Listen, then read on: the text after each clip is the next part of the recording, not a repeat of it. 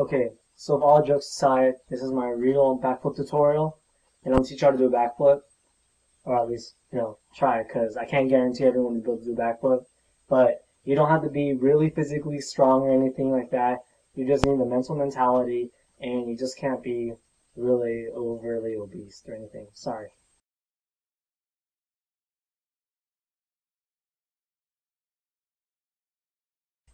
So when you typically go online and search up how to do a backflip, people try explaining you how to do it by showing you like them doing it one time through, and they're like, "Oh yeah, you gotta tuck it and you're gonna spin around and you're gonna land." But in true reality, people don't really know how that feels like, which I think is a serious problem if you're trying to learn to do backflips. That you need to develop the feeling of being able to do a backflip. And I find the biggest problem is that people just don't have enough confidence to, you know, completely devote themselves to going backward and jumping backward. I mean, if you're doing a backflip, you do not jump backward. But what I meant by jumping backward is that being able to physically throwing your arms up and seeing your entire face spin around backwards. A lot of people can't, put their minds around. They're really afraid of doing it because it's the first time. They're afraid they're going to land on their head and stuff. Um, Honestly, that is what I'm here to teach you as well.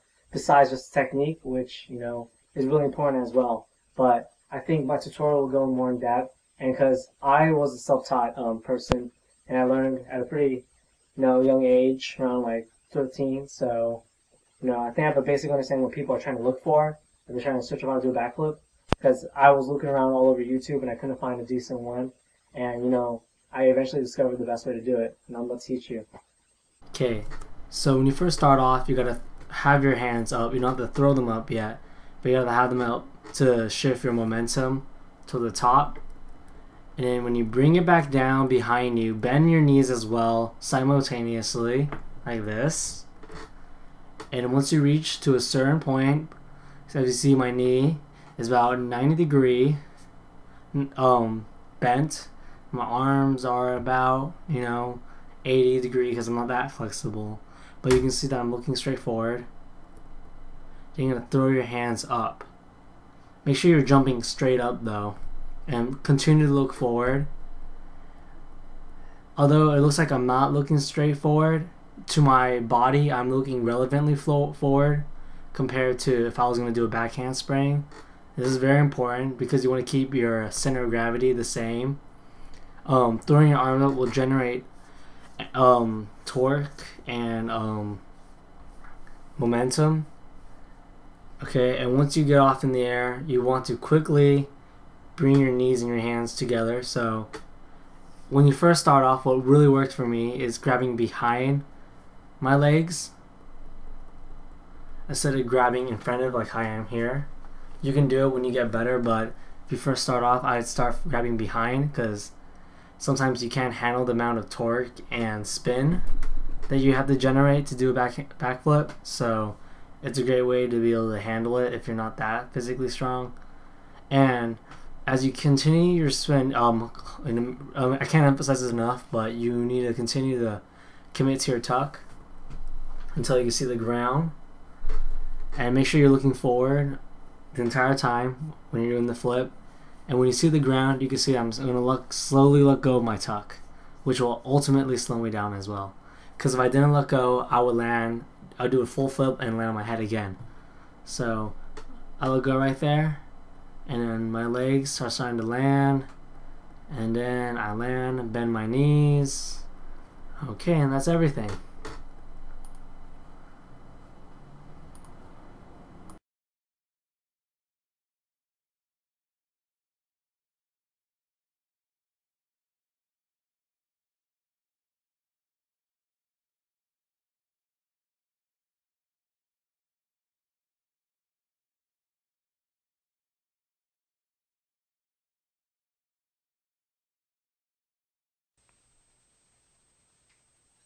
I want to emphasize the point that you really need to tuck in, secure that tuck, because if you don't, you will not land well.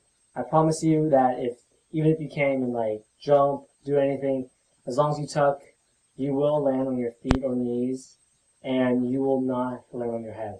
I feel like the biggest problem with people that just started is that they're afraid, so they don't fully tuck all the way, that creates a lack of torque, so they only land. They start falling down right when they're upside down, and that's a really big problem. Places I would recommend trying this backflip when you get started out is definitely on a mattress. Once you can do it on a trampoline pretty well. Um, Gymnasiums work very well if you have a local gymnasium somewhere nearby. I highly recommend going there. Using a spotter really helps you if you can have an extra guy that can help you out. I'm pretty sure there's plenty of links and YouTube videos that can teach you how to be a spotter for a backflip. I highly recommend doing that too.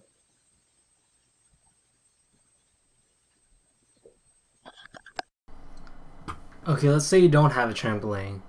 So there are other ways that you can get past the psychological barrier. I think it's one of the most important thing that people don't emphasize enough on. I think it's really important because when you first look at a backflip, you're like, oh my gosh, he's gonna land on his head. But after you know how to do it and stuff, it rarely happens unless you do something stupid, which I have done a couple of times. I have a couple tricks that I like to use. One of them requires some flexibility. The other one, is just, it seems kind of stupid, but it works pretty well. So one of them is that you get pretty close to a wall, and then you start working your way back by leaning back. Using your hands, you would go down and going back up.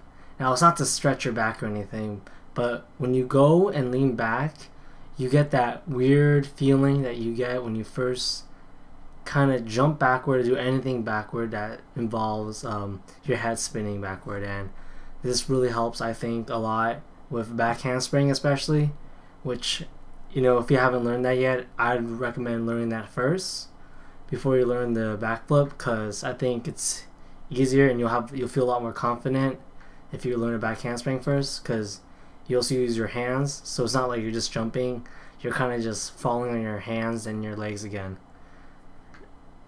The second one is kind of probably could destroy your mattress, but you just need to act like you're doing a backflip, except instead of jumping straight up, you lean back a little bit. Now, you wouldn't typically do this when you're doing a backflip, but in this case, we're just trying to get your brain to realize that yes, your head will be starting to move backward, and yes, your head will start falling.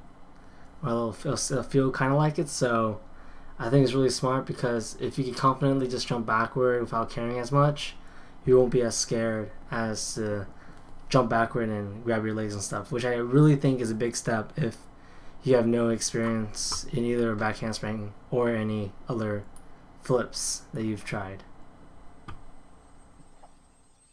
So I highly recommend you to learn how to do a back handspring before you attempt the backflip, because you have a good idea of how jumping backward and how that spinning sensation feels in your head.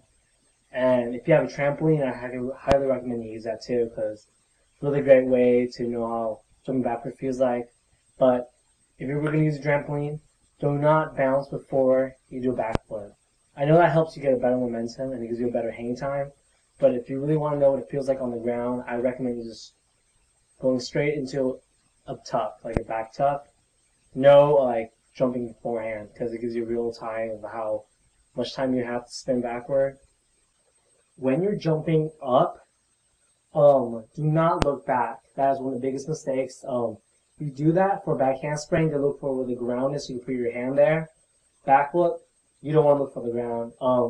You will see the ground right before your feet lands, and that's usually the cue for you to have your feet ready to land.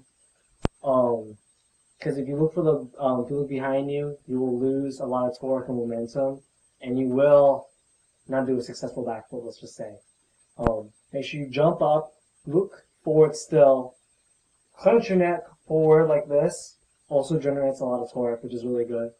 And tuck like this, and then you'll spin around, and then as you spin around, you'll see the ground, and then you'll be like, okay, the ground's here, so better start landing. In the beginning, you'll probably have your hands, just to make sure your face doesn't hit it or anything, but after a while, you'll get the timing down, and you'll get it for sure. Okay, so if you haven't known this enough, but a few years ago, I made a back handspring tutorial video. I'll put the link over here, but I seriously recommend you learning that first because it's a lot safer than doing a backflip, and it's a lot easier, I think, personally. Um, it helps you get past the psychological factor, so you just gotta work on the technicality of it. I'd recommend everyone do that first before anything else. And I think this video is really helpful for people that know how to do a back handspring, but not a backflip yet. And I first started out that I thought a backflip was basically a back handspring, but you just try not to land on your hands. Completely false. It's almost nothing like a back handspring. In fact, the backflips come like completely different. So I like to point that out for people that can't get that part yet. And I'm gonna show you a side-by-side view of me doing a back handspring many years ago, and me doing one start out form similar but not really. My guy, actually the one I did on the right, the back handspring, I did it from a round off, so it looks a bit different, but I try to match it up as close as I can. It's basically the same thing, except that see how I look straight, I look more forward when I'm doing a backflip versus when I'm doing a back handspring, and that I lean back, that my body starts to lean backward versus me jumping straight up. A back handspring, you typically don't really have to jump because you want to land on your hands, so you don't have to jump as much. So if you continue on, in the back handspring, you want to arch back, so when your hand touches the ground, you're hoping that the momentum you had from earlier will kick your legs around your head, so you land forward. It's different for a backflip. You want to quickly grab your knees with your hands as quick as possible. By doing so, you generate torque in the direction of spinning your body backward, so that's what allows you to actually flip backward. How I look down at the ground from back handspring, for the ground, it's not the same for backflip.